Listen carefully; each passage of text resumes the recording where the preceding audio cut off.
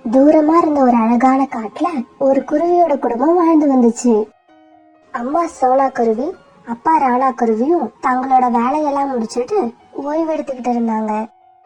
அவங்களோட ஒரே பையன் குக்கு கண்ணை மூடி படுத்துக்கிட்டு அப்பாவும் அம்மாவும் பேசுறத கேட்டுக்கிட்டே இருந்தான். குக்குவோட அப்பா, நம்ம இன்னைக்கு உணவு தேட எவ்வளவு கஷ்டப்பட்டுட்டோம், அதனால நாளைக்கு உணவு தேட அருவி பக்கம் போகலாமா? ஆமா, நாளைக்கு அந்த பக்கம் போய் பாப்போம். அங்க நிறைய உணவு கிடைக்கும்னு நானும் நினைக்கிறேன். அப்பா அம்மா, நானும் உங்க கூட நாளைக்கு உணவு தேட வரேம்மா. எனக்கு அருவியை பார்க்கணும்னு ரொம்ப ஆசையா இருக்கு. குக்கு, நீ இன்னும் தூங்கல? விழிச்சுக்கிட்டு தான் படுத்திருக்கியா?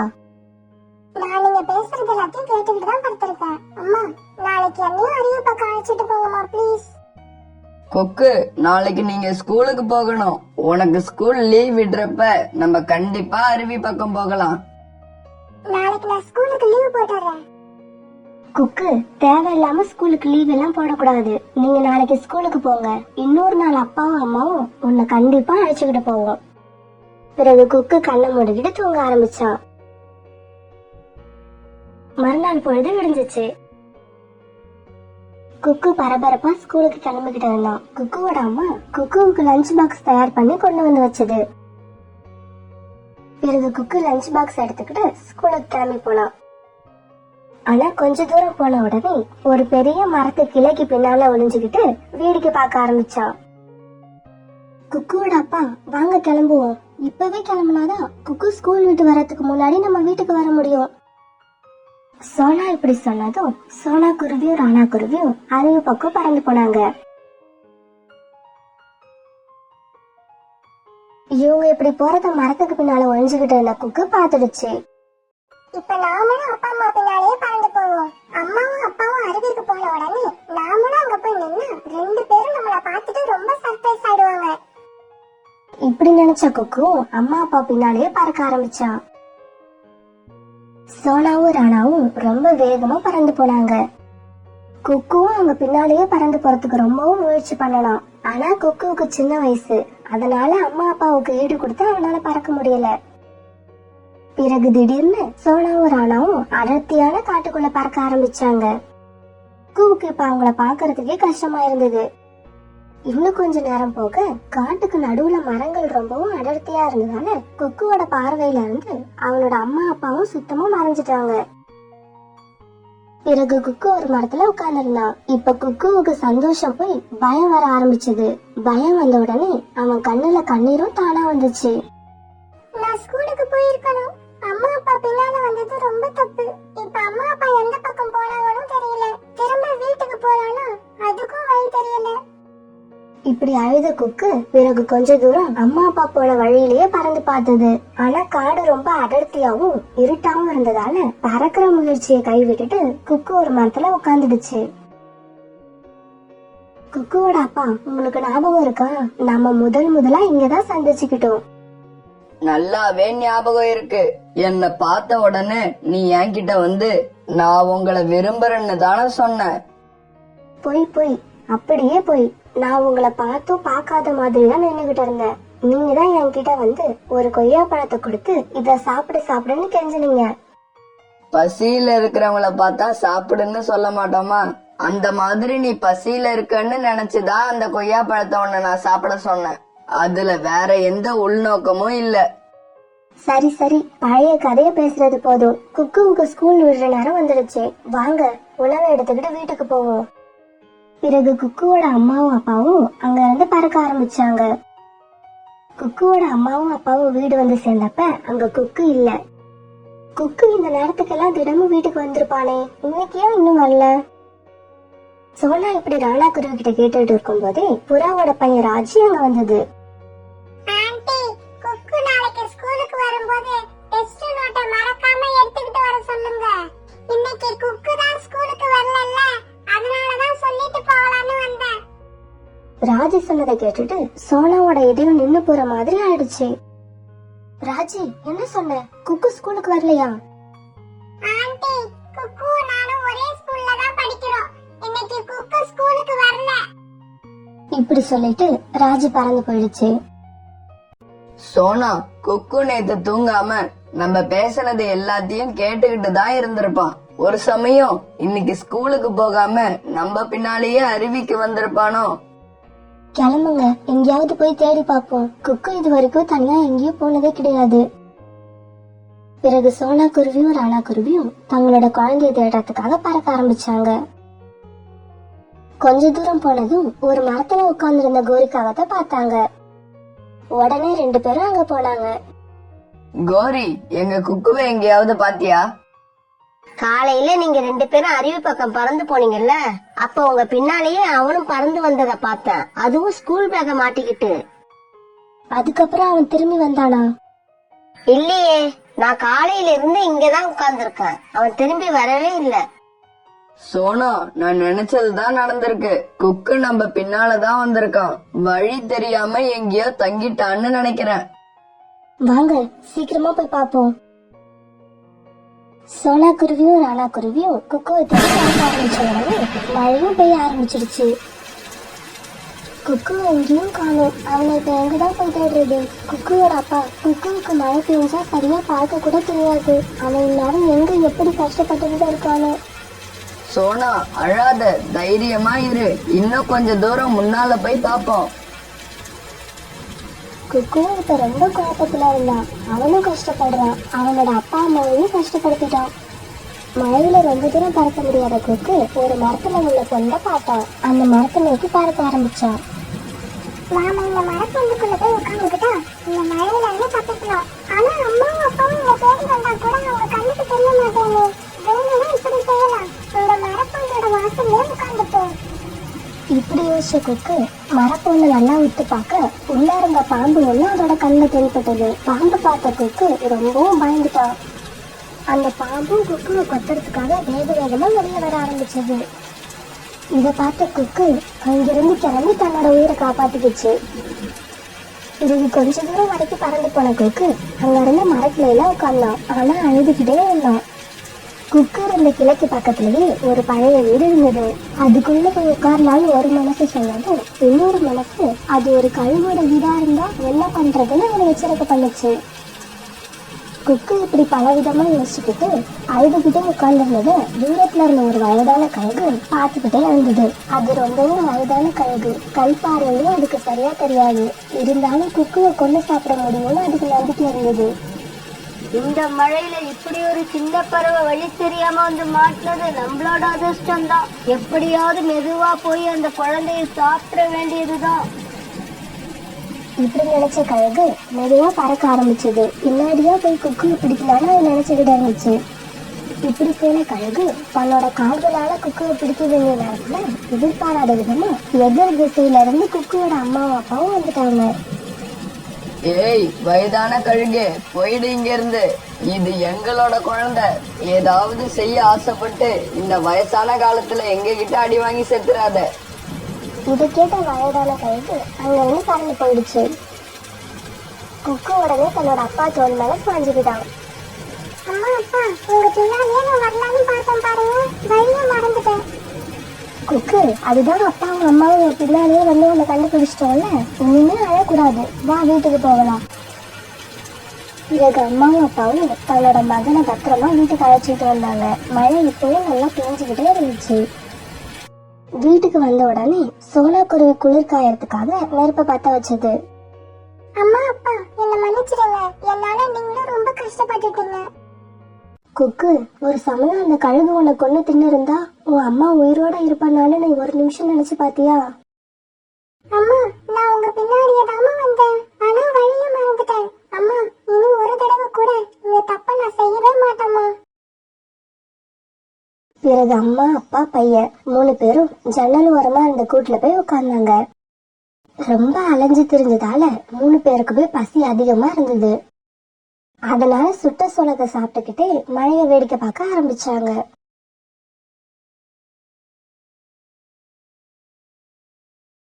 என்னைக்கு எங்க அம்மா என்ன உனக்கு கல்யாணம் பண்ணி கொடுத்தாங்களோ அன்னையில இருந்து இன்னைக்கு வரைக்கும் ஒரு நாள் கூட நான் வயிறு நிரம்ப சாப்பிட்டதே இல்ல. கோரி, உனக்கு இருக்கிறது வயிறு இல்ல, வாட்டர் டேங்க். அது என்னைக்கு நிறையாது.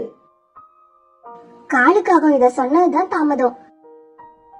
கோரி உருட்டுக்கட்டைய கையில எடுத்துட்டு காலுக்காகத்தை அடி பின்னிடுச்சு. கட்டின புருஷனை கூட பார்க்காம வெளுத்து வாங்கிடுச்சு. நிறுத்து கோரி நிறுத்து. புருஷனை உருட்டு கட்டையால அடிக்கிறியே, இது உனக்கு நியாயமா தெரியுதா? என்னோட வயித்த வாட்டர் டேங்குன்னு சொல்றியே, எனக்கு எப்படி கோவம் வரும்? கோரி, நீ என்ன சொன்னாலும் நடந்ததுதான். உருட்டு கட்டையால நீ அடிச்சதுதான். நான் இந்த கூட்டை விட்டு மட்டும் இல்ல, இந்த காட்டை விட்டே போறேன். இதுக்கப்புறம் உன் கூட ஒன்னா வாழவே மாட்டேன். உன் கூட சேர்ந்து வாழணும்னு யார் ஆசைப்படுறா? கிளம்பு, இப்பவே கிளம்பு. உன் முகத்தை பார்க்கவே எனக்கு பிடிக்கல. கோரிக்காக இப்படி சொன்னதும் காலுக்காக பயங்கர கோபத்துல காட்டை விட்டு கிளம்பி போச்சு. போ, எங்க போயிடுவ? சாயங்காலம் ஆச்சுன்னா இந்த கூட்டுக்கு வந்துதான் ஆகணும். நீ கூட்டை விட்டு போறது திரும்பி வர்றது இதெல்லாம் என்ன புதுசா? தான் புருஷன் எப்படி இருந்தாலும் சாயங்காலம் வந்துருவாருங்கிற நினைப்புல கோரிக்காகவும் காலுவை கூப்பிடாம அலட்சியமா நின்னுது. காலுக்காக இன்னைக்கு உண்மையிலே ரொம்ப கோபமா இருந்தது. அதனால எவ்வளவு தூரம் பறக்குறோங்கிறதே தெரியாம பக்கத்து காட்டுக்கே வந்துடுச்சு. ரொம்ப களைப்பா இருந்ததால ஒரு மரத்து மேல உட்காந்துச்சு. நம்ம பக்கத்து காட்டுக்கே வந்துட்டோங்கிறத காலுக்காக உணர்ந்தது. அது மனசுல இன்னும் புரியாத பயம் வந்துச்சு. அந்த பயத்துலயும் ரொம்ப தூரம் பறந்து வந்த களைப்புலயும் காலுக்காக மயக்கம் வந்து கீழே விழுந்துருச்சு. கீழே விழுந்ததால தலையில அடிபட்டு காகம் அப்படியே கிடந்துச்சு. அப்ப உணவு தேடி வந்த சோனா குருவி கீழே விழுந்து கிடந்த காகத்தை பார்த்துட்டு அங்க போச்சு. ஐயோ, இவருக்கு என்னாச்சு? தலையில வேற காயம்பட்டு இருக்கு, ரத்தம் வேற வருது. அப்ப அந்த வழியா போன புறாவும் இத பார்த்துட்டு அங்க வருது. இந்த காகத்தை பார்த்தா நம்ம காட்டை சேர்ந்தவர் மாதிரி இல்ல, வேற எங்க இருந்தோ வந்திருக்கு. சோனா, இவருக்கு நாம உதவி செய்யணும். இப்படியே விட்டா இவர் இறந்தாலும் இறந்துருவாரு. புறா அண்ணா, நம்ம 2 பேரும் இவரை தூக்கிட்டு என் வீட்டுக்கு போவோம். பிறகு சோனா குருவியும் புறாவும் காலுக்காகத்தை தூக்கிட்டு வீட்டுக்கு போனாங்க.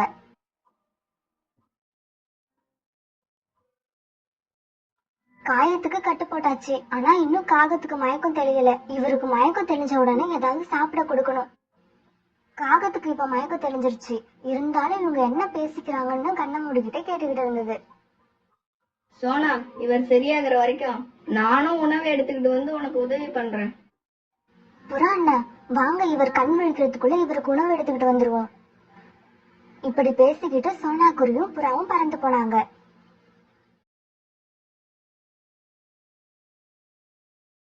ஆஹா, அருமையான படுத்த இடத்துக்கே சாப்பாடும் வருது.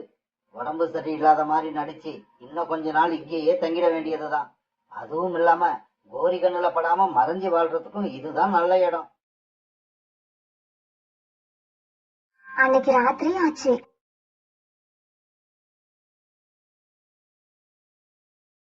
என்னது, ராத்திரி ஆயிடுச்சு, என்னோட காலுவை இன்னும் காணும். காலுஜி, உண்மையிலே கோச்சிட்டு போயிட்டீங்களா? நீங்க என்ன கோவப்படுத்தாம இருந்தா நான் ஏன் உங்களை உருட்டு கட்டையில அடிக்க போறேன்? இப்படி கோரிக்காக ராத்திரி பூரா காலுவை நினைச்சு புலம்பிக்கிட்டே இருந்தது. மறுநாள் பொழுது விழுந்துச்சு. காலும் படுக்கையில இருந்து ஏந்திரிச்சது. காகு அண்ணா, நீங்க யாரு, எங்க இருந்து வரீங்க? காலு ஏற்கனவே பிளான் பண்ண மாதிரி நடிக்க ஆரம்பிச்சது. யார பார்த்து காகம்னு சொல்ற? உனக்கு கண்ணு தெரியாது? நான் கிளி.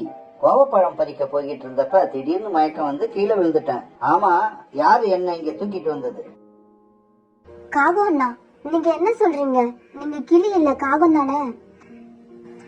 அந்த சமயத்துல அங்க புறாவும் வந்தது. சோனா, காகத்துக்கு நினைவு திரும்பிடுச்சு போல இருக்கு. நினைவு திரும்பிடுச்சு, ஆனா தலையில அடிபட்டதால கொஞ்சம் பைத்தியம் பிடிச்சிருச்சுன்னு நினைக்கிறேன். என்ன 2 பேரும் என்ன பார்த்து காகம் காகம்னு பேசிக்கிட்டு இருக்கீங்க? எத்தனை தடவை சொல்றது நான் ஒரு கிளின்னு? இனிமே என்ன காகம்னு சொல்லாதீங்க. நண்பரே, நீங்க கிளி இல்ல, காகம். உங்க கலரை பாருங்க, எவ்வளவு கருப்பா இருக்கீங்க. உங்க தாடிய பாருங்க, எவ்வளவு அழுக்கா இருக்கு. கிளினா பச்சை கலர்ல அழகா இருக்கும். புறா அண்ணா, வாங்க நம்ம போய் காகத்துக்கு ஏதாவது உணவு கொண்டு வருவோம். இந்த காகத்துக்கு தலையில பட்ட காயம் ஆற ஆற அதோட மூளையும் சரியா வேலை செய்யும்னு நினைக்கிறேன். இப்படி சொல்லிட்டு புறாவும் சோனாவும் பறந்து போனாங்க. இங்க காலு இப்படி நிம்மதியா உட்காந்து சாப்பிட்டுட்டு இருக்க, இன்னொரு பக்கம் கோரி காலுவை வலை வீசி தேடிக்கிட்டு இருந்துச்சு. இப்படி தேடிக்கிட்டு இருக்கப்ப வழியில ஒரு கிளிய பாத்துச்சு. ஏண்டி கிளி தங்கச்சி, என் வீட்டுக்காரர் காலுவை பாத்தியா?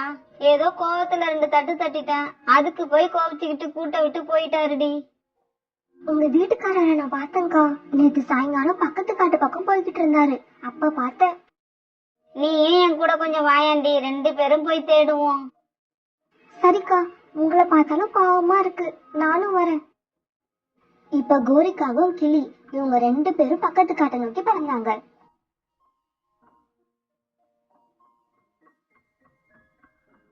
சோனா, இந்த உணவை நீ காகத்துக்கு எடுத்துக்கிட்டு போ. தலையில கட்டு அவிழ்த்துட்டு புது கட்டு போடு. இன்னைக்கு இல்ல நாளைக்கு காகத்துக்கு சரியாயிடும்னு நினைக்கிறேன். அப்படி சரியாயிட்டா அது கிளம்பி அது இடத்துக்கே போயிடும். பிறகு காகத்துக்கு உணவு எடுத்துக்கிட்டு 2 பேரும் கூட்டுக்கு வந்தாங்க. காகம் அண்ணா, இந்த உணவை சாப்பிடுங்க. நீ இப்படி சொன்னா நான் சாப்பிட மாட்டேன். கிளி என்னான்னு சொன்னாதான் சாப்பிடுவேன். அப்படியா, சரி சரி. கிளி அண்ணா, இந்த உணவை சாப்பிடுங்க. காகம் இப்ப உணவை சாப்பிட்டுச்சு. காகம் அண்ணா, இல்ல இல்ல, கிளி அண்ணா உங்களுக்கு கல்யாணம் ஆயிடுச்சா?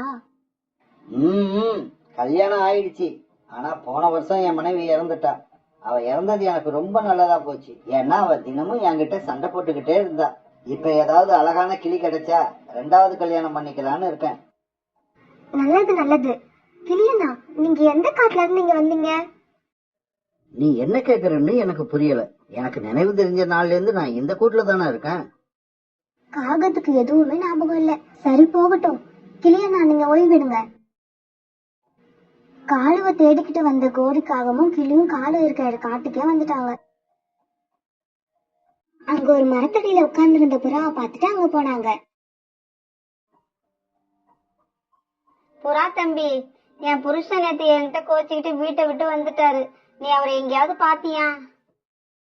நேத்து ஒரு காகம் எங்க தலையில அடிபட்டு மயங்கி கிடந்துச்சு. அத நானும் சோனா குருவியும் தான் தூக்கிட்டு போனோம். அந்த காகம் இப்ப சோனா குருவி வீட்டுலதான் இருக்கு. புறா தம்பி, அந்த காகத்துக்கு வயது என்ன இருக்கும்? 80ல இருந்து 90க்குள்ள இருக்கும். அவரேதான் என் காலேஜி. மரத்துல இருந்து கீழே விழுந்தப்ப தலையில அடிபட்டதால அவர் பழசையெல்லாம் மறந்துட்டாரு. தன்னை ஒரு கிளின்னு நினைச்சுக்கிட்டு இருக்காரு. கோரி அக்கா, பாத்தியா, இதெல்லாம் உன்னோட கோபத்தால வந்தது. கோபம் வந்தா உருட்டு கட்டையால எல்லாம் அடிக்க கூடாது. அது ரொம்ப தப்பு. வேணும்னா கையால 2 தட்டு தட்டலாம். நானும் அப்படிதான் செய்வேன். இப்ப 3 பேரும் சோனா வீட்டுக்கு பறந்து போனாங்க.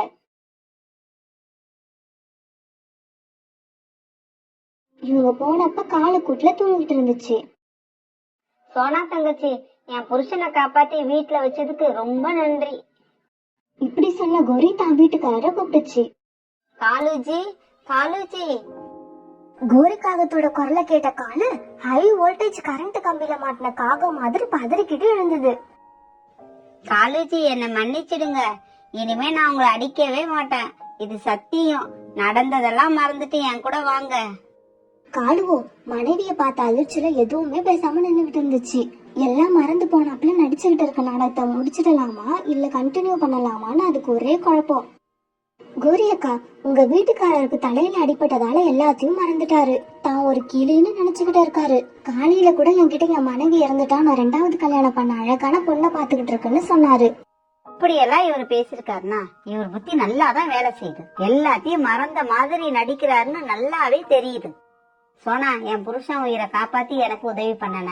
அதே போல இன்னொரு உதவி பண்ணேனா என் புருஷனுக்கு பழசெல்லாம் ஞாபகம் வந்துரும். உங்க வீட்டுக்காரருக்கு பழையபடியாக நான் எந்த உதவி செய்ய தயாரா இருக்கிறேன். சொல்லுங்க, என்ன வேணும்? பெருசா எதுவும் வேண்டாம். ஒரே ஒரு உருட்டைக்கட்டை இருந்தா கொடு, அது போதும். 2 நிமிஷத்துல என் காலுக்கு பழசெல்லாம் ஞாபகம் வர வச்சிருவேன். கோரி இப்படி சொன்னதுதான் தாமதம். கோரி, நீ எப்ப வந்த? எனக்கு பழசெல்லாம் ஞாபகம் வந்துருச்சு. எனக்கு பழசெல்லாம் ஞாபகம் வந்துருச்சு. கோரி, நீ இல்லாம நான் எவ்வளவு கஷ்டப்பட்டேன் தெரியுமா? மிஸ்டர் காலுஜி, நீங்க கஷ்டப்பட்டீங்களா இல்ல இன்னொரு கல்யாணத்துக்கு ஏற்பாடு செஞ்சீங்களான்னு வீட்டுக்கு வாங்க சொல்றேன்.